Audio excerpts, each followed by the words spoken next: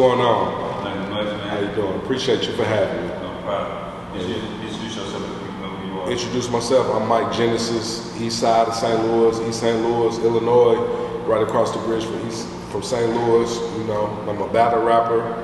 You know, most everybody from the east side know me as Lil Mikey G. That's my Instagram. Twitter, Michael Knight, MICHKAEL_Knight, KNIGHT. Facebook, Michael Aaron G. Twitter, MIC_Knight123. And I'm a battle rapper from the east side of St. Louis, you know. And, you know, I rap too. I got songs too. Unreleased album, and, you know, that's what it is. Get right into it, man. Let's do it. Let's start off with this beginning of your story. Like, say, growing up on East St. Louis. Mm-hmm. Like, how was it over there just growing up as a kid? To be honest, like, I grew up on 47th and Washington Park, 47th and Caseyville. Back then, the city was like the suburbs. You know what I'm saying? All up until, you know, I was like 10, my dad stayed in Washington Park. And it was kind of like the suburbs, but, you know, my dad and mom split up when I was 4. She moved around a lot. She moved to State Street. And by the time I turned maybe 10 or 12, 11, that's when, you know, I got into the streets a little bit, you know what I'm saying? 10 to 12, you know. I grew up on State Street. My dad's side from Centerville, so, you know, I know a lot of people from the east side. And how was it? Basically, it was, you know, you was gonna run into some drugs, some guns. You was gonna see that, you know what I'm saying, no matter what. So, you know, like I got one of my partners from Edgemont, he always said, like, no matter where you from the city, you know, you gonna see, you gonna be on some, you gonna have had an opportunity to make the wrong decision, so. As a black man, that way. Yeah. Just like you say, you say you deal with that in the streets a little bit. You know, one of your battle rappers say, you grew up fighting like vice lords, so you trying to throw down the race. Yeah, definitely. Like, I definitely fought some vice lords back in the day. Like, walking to Skate City, we had a skate rink back in the day, you know what I'm saying? Like, you know, definitely. I done fought vice lords, you know, I grew up around the GDs, and I couldn't hide the shit, you know, that's just what I was.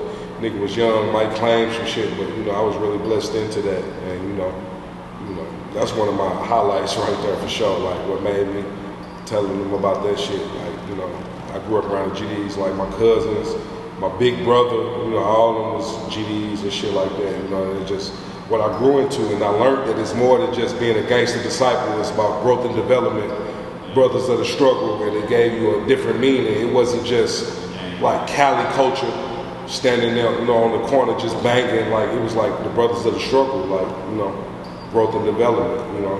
And it just is what it is. Like, I got cousins that are vice lords, so, you know, shit like that. Really familiar with, like you said, like the GDs, BDs, or vice lords, structure of their game. You know, I'm more familiar with like the Christian political Cali. Yeah. I know from just kind of hearing things and kind of researching like those, like GDs and all that, it's kind of more like organized. Right. As far as like it's real, like you got like what's called licks and things like that. Yeah, definitely. I know the difference between East Side and St. Louis, you know, which is really the same thing. It's just East St. Louis and Illinois. We grew up on the Chicago culture, and y'all grew up on the Cali culture. So, you know, that's big. Yeah, like you say with Chicago, like nowadays, Chicago is more GDs, is more Cali style. Right. Yeah. Well, there was the drill music scene and all that. Shit, like you said, it's like kind of different between St. Louis and East St. Louis. Like a lot of people from out of town, they might think it's just one whole city, but it's actually different between two different states, actually. And then just amongst each other here, it's kind of like almost like a rivalry between the two cities. Oh, it was definitely a rivalry coming up, like back in like, cause you know all the clubs is on the east side, so back in the day, like you had the Bloods in the club, you had the Crips in the club. And they'd be ready to fight, because the GDs and the vice lords, you know, they'd be ready to fight. And it just is what it is. Like, what else did you say? You said? No, I'm just saying about like just, it was like a rivalry between the two. Right. But at the end of the day, like how I look at it is like it's all the metropolitan area. You know, the Metro link goes from the county of St. Louis all the way to the suburbs of East St. Louis. In Illinois, we call it the suburbs. In St. Louis, they call it the county. So, you know, me personally, I got family on both sides. So, as a youngin', we used to come over here. It used to feel like out of town, but at the same time, like, you know, I went to college over here as well in St. Louis. So, and then, you know, I always partied on Washington. So, I always look at it like it's one. Like, you know, and I wish everybody else would too, you know, but at the end of the day, you know, East St. Louis is in Illinois, and we follow the Chicago culture, but, you know, I look at it like it's one, a metropolitan area, you know. So let's get into the battle rap. Like, how did you get started with that? Well, you know, I've been watching battle rap for like 5 years, you know, at least 6, maybe 6 years, and when the pandemic started, every rapper that didn't have a chance to be like on the East Coast or somewhere where it's popular, because St. Louis is not that big on battle rap. So when the pandemic hit, we was doing like online battles. If you was in the battle rap groups on Facebook, and you know, I said, fuck it, why not? I know how to rap, so you know, I had my first battle against a nigga from Virginia. We both submitted a video, and even the big leagues was doing it like that. Two niggas submit a video, and you know, y'all put it together, y'all compare it. And online battle rap is still popping to this day. You said that's when you started? Yeah, like a year ago, right before the pandemic started, or like at the first peak of the pandemic, you know. So that's what got me into battle rap. You know, being that only way to do it was to submit a video at the time. We couldn't have no venues. So, you know, my first battle I did good, and I had been studying it for 5 years already. And being that the rap game has made a turn to where it is, I figured that me being a lyricist, you know, I can make tracks like they do today, but I just prefer to be in battle rap because it's, you know, it's heavier on the rap tip, you know, it's not just making songs, you know, and I've been studying it, so. Since you started, what would you say was your biggest, like who was your biggest opponent? My biggest opponent was supposed to be in Washington, D.C. I just left Washington, D.C. last weekend. I got no show, but we both had stand-in opponents. That was my biggest opponent. Like, he battled some big names. That was supposed to be my biggest opponent, but, you know, he no show, and I still got to spit my material. Not all of it. His name was Abstract Concepts. He's from Virginia. He done battled some big names that's in the battle rap league. So, you know, but other than that, you know, at the end of the day, I'm still a rookie, you know, in this shit. You know, at the end of the day, I'm one of the top prospects in the underground battle, but, you know, I'm still a rookie. That's what I've seen on UBL. Yeah. And you done, Midwest rookie or something like that. Yeah, and you done had big names on the UBL, like Rum Nitty. Have you ever heard of Rum Nitty? No. Okay, Rum Nitty, T-Rex, all type of niggas that been on UBL, you know what I'm saying?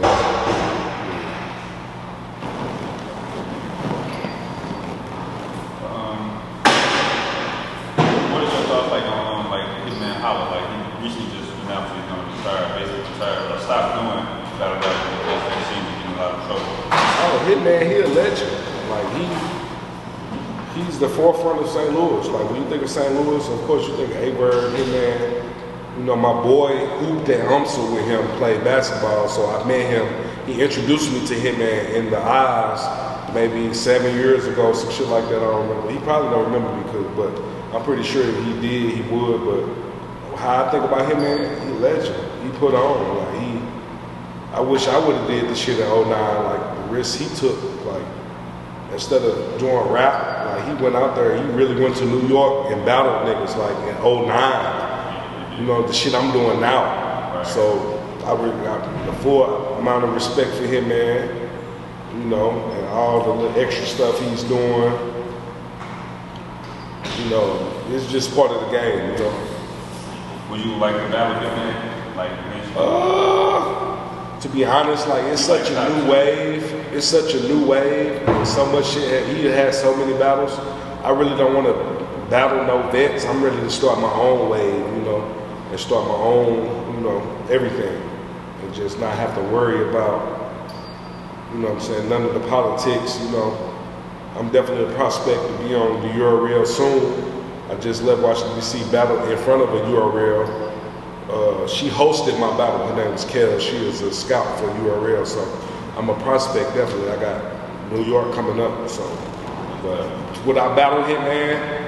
I mean, don't get me wrong, absolutely. If the opportunity came, but if it was a choice, probably not, because, you know, if you were really watching and in tune with battle rap, you will know that, you know, it's more to it than just battling the vet, and you can start your own wave and shit like that. Did you watch the recent battle with Calico? Yeah, Calico. It's not dropped or nothing, you know. If you in the battle rap community, you're gonna see everything. But I have not watched it yet, but I pretty much heard he won. And shit like that. I heard he won. I would say, with you, like, I watched a little battle. I think one of them was Big Homies, got named Big Homie. And another dude named Lotto. Lotto, yeah. Yeah, Lotto. He's from New York. Yeah, okay. Big Homie from Mississippi. Yeah, I think the Big Homie said, they asked me, like, what is the Big Homie or something? Like, nothing. No, most definitely. Like, I'll just say, just like how do you prepare for your battle? Like it's like how the 8 Mile thing, Eminem say arms weak, arms sweaty, palms sweaty. It just is. I mean, you know. You nervous? No, I don't be nervous. You know, I'm a good rapper. Like I just prepare. You know, you just gotta prepare and work on your lyrical form. I don't write rhymes no more. Some people write it down on paper. Some people write it in their phone. I just do it in my head because, you know what I'm saying, if you're going to have to memorize the shit, why are you even writing it down? Because when you get on stage, it's like you reading something off paper. So, you know, it's all in my head. And I'm blessed to be able to do that. Because even when my last couple of years of doing music, I stopped writing and I started being prepared before I went to the studio. So, you know. So you say you just go in and just stay. It's an organized freestyle. I was saying, like, for me, just on the outside, I've been thinking like they had it like this already. They gotta have like the punchlines and like, you know, the actual moments for the crowd and all that stuff. Yeah, definitely, and that's, you know, it's all about preparing. You know, just like doing music. You know, you want to be ready before you get on stage or ready, but it's different because in the studio you get to do 10 takes. Excuse me. In battle rap, one chance. Do not fuck up, and it's the most pressure I've ever dealt with, like especially when you're dealing with a tough crowd. Yeah. Have you ever had like an intense moment where you almost fought somebody going about it? Nah, man. I mean, not so far. I'm pretty sure they're gonna give me some more. I'm gonna run into an opponent who's just gritty like that, but so far no, because like we're in a whole nother era, and mugs ain't even built like that no more. So you know, I'm 30, so you know I'm in the new generation and the old generation. So like mugs ain't even really cut from that cloth no more. So when I talk to a motherfucker, 9 times out of 10, when I be on stage going against a nigga, they be spooked and shit like that. You know what I'm saying? They know I'm really from it already before this even booked. And I think that's why my last opponent didn't show, because he know I was gonna get on his ass. Yeah. I would say,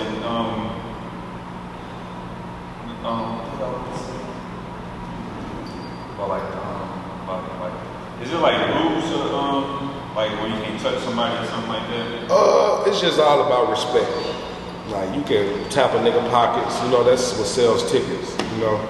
You can bump a motherfucker, you know, a little bit, but don't get, it just depends on how emotional the person is, you know. Don't bump a motherfucker too hard, don't push a nigga, don't spit in the nigga face, you know. It's just, you know, just keep it rap as possible, but, you know, a little bumping and a little, you know, getting in the nigga face is allowable, but you just got to know your boundaries, you know. That's like what say Hitman say he drag Cassie across the stage. He didn't drag him across the stage, but he did like touching and stuff like that. Right. But is But even just recently with Hitman, the reason why he said he's going to fall back from battle rap is because he just recently got himself in a little altercation outside the gas station. Facts. I seen that. But was he from? The other guy, was he from East St. Louis, I believe? I'm not sure. His name was Byron Blake. Yeah. I don't know if he's from the east side, but he's from St. Louis for sure. Okay, yeah. And, you know, with that's a whole other story. He just kept making blogs about Hitman, like he was actually there with the steppers. He wasn't stepping. You know, he just was making blogs, trying to expose Hitman, and you know, got his ass caught. Got his ass. Shit, you gotta be ready. You know what I'm saying? It is what it is. Nigga like me, I would have been throwing with them niggas. Like, I don't give a fuck if this 40 nigga. I would have been throwing hands back. The rule, you getting jumped, you gotta grab one of them. Right. Get one, hold on to him. Yeah. But Hitman, he's the type that always, right, when he battled Shot Girl Suge, he had stuff in his contract saying Suge can't touch him. Because Suge is known for the pocket tap. Oh, yeah. But, you know, when he battling somebody like Cass that's really small, and he know he can knock their ass out, he on their ass, you know what I'm saying? Which I ain't trying to hate on Hitman, because he the forefront of St. Louis rap, him and A-Bird, you know. But, for his battle rap. Yeah, but for his battle rap. It just depends on what level you on. You know, it's like wrestling, you know. It's like wrestling, you know. Of course, y'all being real with y'all raps, but you know, you're gonna sell the fight. So. Hey, honestly, you got New York in your future. Go ahead. Definitely. You locked in with an opponent or just going out there? I'm not locked in yet, but I have to go to Chicago next weekend for an opponent for the Dignity Battle League, and August 28th I'm locked in with another rapper named Goose Straight for Atlanta. This is iBattle. iBattle got 32,000 subscribers on YouTube, so it's big. Like if you kill on iBattle, you straight. Like, is it like a tournament? Like how like you beat this guy, man, but like how do you like you beat? Let's say you going on win this next battle, and like when somebody reach out to you, like you just step up to another chair and it just depends. So this is if you kill on a big platform like iBattle, you automatically, you know, you're gonna start getting looked at. I don't know how I go because I'm only a year in. It's battles out here that take 3 years just to get on Smack URL. So, you know, it just depends. I'm moving faster than the average battle rapper because I'm actually, you know, performing and doing what I'm supposed to do. So, but iBattle is definitely a big platform. If I do good, you know what I'm saying, I'm gonna have nothing to worry about, and I'm just letting it come to me. You know, I'm not thirsty for the fame, man. Shit like that. So, it's coming to a close over here. It says like people who maybe, you know, following before we close, I'm gonna ask you another question. She's like, how do you feel like outside of battle rap, as far as St. Louis, East St. Louis, the Autumn scene, even? Like, how do you feel about the music scene overall, as far as rap, R&B, maybe? I just feel like it's a little bit harder, but at the same time, though, we got huge stars, and people gonna have to realize, like, people gonna have to stop pointing the finger. People gonna have to stop, you know what I'm saying that people is bringing you down in St. Louis because we got big stars. We got SZA, we got, you know what I'm saying, we got Comethazine from East St. Louis, we got Lady Green, we got people, we got Mud Bugatti, we got a lot of people that's really putting on. That's in that position. Like you can get there if you want to. It's all about your hustle, your talent level, and I just wish people stop trying to make it seem like other people's holding them down. You know what I'm saying? It's your work ethic and it's your talent level, you know what I'm saying, that get you places. Even like you gotta have a business, you just be doing it and just go. Yeah. You gotta have that business mindset. Let's say music, like you would say 80% business, 85% business. Basically, you gotta have that business mindset behind you to really get your shit out there, promotion, marketing, and all that. It's a lot, bro. It's a lot, even with the battle rap. Yeah, if you ain't got the hustle, this game ain't for you. Like you can have talent, and without the hustle, it's not for you. You gotta have the hustle. That's real shit. I mean, I'll go in with just asking a question like, what do you think about what advice do you give somebody who maybe following similar footsteps as you, or maybe just trying to make it somewhere in life? That's what I was going to end with. Like, did you just kind of answer that? Or you maybe elaborate? No, say it again. I would say, what advice can you give somebody who maybe, like I said, following through similar footsteps as far as going through the battle rap scene, or maybe just trying to make it somewhere in their current position in life or something bigger and better? Man, I'm gonna tell you, like any other rapper, like you gotta focus on the art itself. Like if you in it for the glamour, it's probably not gonna work out for you. You have to get good at your art. Like an artist that draw, he has to draw some shit that people like. You know, a lot of people get in this shit just to be cool. You know, shit just is what it is. Like Metro Boomin, like Squat Beats, all these people. They work hard to get what they at. I work hard to get where I'm at. You know what I'm saying? And it's just about, you know, you have to work on your art first. Then everything else gonna come. And it just is what it is.